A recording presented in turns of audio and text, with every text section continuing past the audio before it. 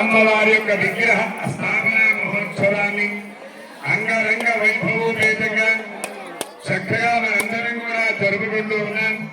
అటువంటి తల్లి మీ అందరికీ రాముడిని సాక్షాత్కరింపజేసుకున్నటువంటి తల్లి అదే మొల్ల రామాయణం అన్నారు. ఇప్పుడే అటువంటి మొల్ల రామాయణ గ్రంథాన్ని కూడా చక్కగా ఈ దేవాలయంలో తేవడం జరిగింది. అటువంటి సత్రంలో చక్కగా మొల్లమ్మ వారి విగ్రహ ఆవిష్కరణ మహోత్సవాన్ని చేసుకుని అనంతరము అన్నప్రసాదం, దీని అన్నదానం అంటారు, నారాయణ సేవ అంటారు. అంటే అన్నప్రసాదం చేసి ఎవరికి దానం చేస్తున్నావు? పరమాత్ముడికి దానం చేస్తున్నావు. ఎవరి సేవ? నారాయణ సేవ. అటువంటి అన్నదాన కార్యక్రమాన్ని కూడా మనం ప్రారంభం చేసుకోబోతున్నాం. అందరూ కూడా నమ పీత మీద కూర్చున్న దంపతుల ముందు కొబ్బరికాయ తల్లికి నమస్కారం చేసి అక్కడ పూర్ణ అవుతి అమ్మవారికి హారతి మంత్రం వస్తుంచుకున్నాం. ఒక్కసారి రామాజన్ దగ్గర సూపర్ చేసి దంపతులు తీసుకొని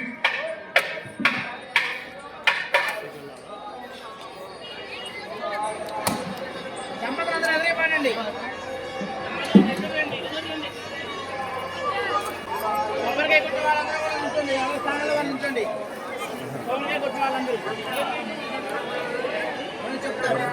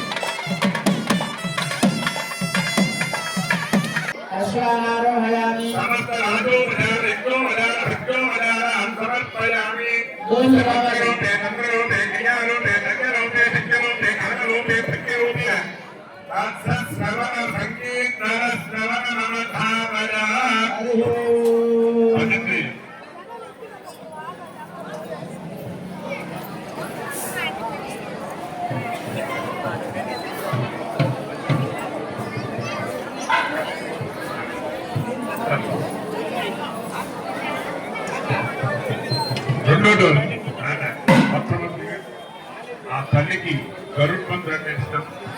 ఆ గరుడికి ఇష్టమైనటువంటి తాళంతో మాత్రమే ఆ తల్లికి మనం ఆహ్వానం పలకాలి. కపిరాక్షం గరుత్తందం సౌకర్య కపిరాక్షం గరుత్తందం సువర్ణరత్నం ఏకరాహం బృహత్కర్తం వందే నాగాంగభూషిణం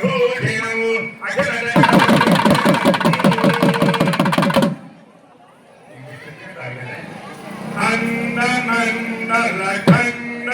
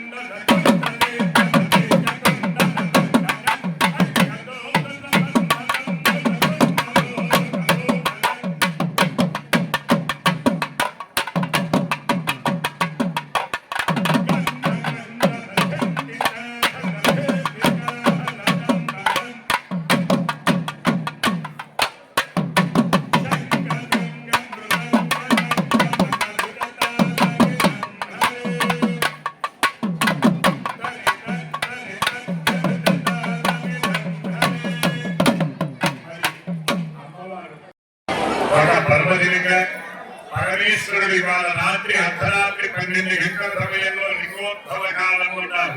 పరమేశ్వరుడు ఉద్భవించినటువంటి శుభదినం మహాశివరాత్రి. మరి అందరికీ ఒక అనుమానం, ఏంటి పుట్టినరోజే కళ్యాణం చేస్తారా? అది చూస్తే రాముడికి ఎట్లానే చేస్తున్నారు, ఇది చూస్తే ఈశ్వరుడికి ఎట్లానే చేస్తున్నారంటే వాళ్ళు లోక కళ్యాణం కోసం జన్మించినటువంటి మహానుభావులు. అటువంటి మహాశివరాత్రి రోజున ఈ యొక్క మీ కులదేవత మీరు ఎన్ని చేసినా సరే గృహదేవతకి మొట్టమొదటి ఇంట్లో దేవుడిని పూజ చేసుకోవాలి. అంతేగాని మన శివరాత్రి ఇంట్లో దేవుడిని బస్సు పెట్టి మేము గుళ్ళోకి వచ్చామంటే కుదరదు. ఇంట్లో దేవతారాధన చేసుకోవాలి. తర్వాత కులదైవానికి నమస్కారం చేయాలి. అప్పుడు ఇష్టదేవుడికి నమస్కారం చేయాలి ధర్మశాస్త్రం. అటువంటి మీ కులదేవత అయినటువంటి ఆ యొక్క మల్లమ్మ వారి వరకు కూడా ఎక్కడ మొల్ల విగ్రహం మీకు కనబడదు. ఏదో శివుడికి బొమ్మలతో చేస్తున్నారు. కానీ మరి ఈ రోజున ఈ శాలివాహన సత్రంలో మరి ఆ రామచంద్రమూర్తి కృష్ణయ్య మనసులో ఎందుకు గొడవతారో నాకైతే తెలియదు. ఆంజనేయ స్వామి గుడి అన్నారు, ఆ గుడి కట్టారు. ఆ గుడి 100 కోట్ల రూపాయలు చక్కగా ఎక్కడాలైనటువంటి దేవాలయంగా రూపుదిద్దుకున్నారు. మొన్న కాక మొన్న ఒక 5-6 నెలల క్రితం ఇక్కడ మేనపి అనేటువంటి వాళ్ళ సంగ్రామంలో వినాయకుడిని ప్రతిష్ఠ చేశారు. మరలా ఈ రోజున ఆ యొక్క మొల్ల దేవత మొల్ల అమ్మవారి ఎక్కడా కూడా ఈ కులదేవత విగ్రహం ఎక్కడున్నాయా అంటే ఒక త్రిపురాంతకంలో మన శాలివాహన సత్రంలో మాత్రమే ఉంది అని చెప్పడం సగర్వంగా చెప్పుకోవచ్చు మనందరం కూడా. అటువంటి మొల్లమ్మవారిని చక్కగా ఈ రోజున స్థాపన మహోత్సవాన్ని చేసుకున్నాం. మరి ఈ రోజున మీ అందరూ కూడా అందరి హృదయాల్లో పరమేశ్వరుడు ఉన్నారు. లోపల చంద్రాజ్ఞంగా లోపల ఆకలితో అంతరాత్మకి అయ్యారి కన్నడలేదు మా ఫ్యామిలీ ఉదాహరణ ఇంటికి పోతాయి కదా అని దాన్ని ఇంకా ఈశ్వర ప్రసాదము నారాయణ సేవ. మరి కృష్ణయ్య ఎందుకో ఇన్ని దాన ధర్మాన్ని వెండి కూడా చేసుకుంటూ చక్కగా ఈ రోజున ఆ యొక్క మొల్లమ్మ వారి విగ్రహాన్ని కనీవిని ఎరగలిగితూ నేను అనుకునేది ఒక అడుగు 2 అడుగులు విగ్రహం తెచ్చుకుంటాననుకున్నాను. తీరా మన సాయంత్రం ముందు అయ్యారు 3 అడుగులు ఉన్నాయా విగ్రహం ఉన్నారు ఒకేసారి. అదేంటి కృష్ణయ్య అన్నారు. ఏమో ప్రతిసారి తెచ్చానయ్య గారు అంటే నాకు ఏం లేదన్నారు. ఆయన మనసులో దొరికితే శాస్త్రం అవుతుంది. ఒక సత్పురుషులు వాళ్ళ మనసులో ఆలోచనే ధర్మం అవుతాయి. అటువంటి మల్లదేవతని స్థాపన చేసుకున్నాం. చక్కగా ఇప్పుడు మీరు అందరూ కూడా భగవన్నామ స్మరణ చేస్తూ ఒక్క మెతుకు కూడా కింద పడకూడదుగా. ఇందాక మీకు అన్నపూర్ణే సదాపూర్ణే శంకర ప్రాణవల్లభే జ్ఞాన వైరాగ్య నిత్యర్థం మిథ్యాన్నే పార్వతి. ఎవరిని అనుకోవాలన్నం మీరన్నా నా మీద పోతారు. అయినా నా బిజినెస్ ఎంతో తెలుసా, నా వ్యాపారాలు ఎంతో తెలుసా, నా ఆస్తి ఎంతో తెలుసా అని.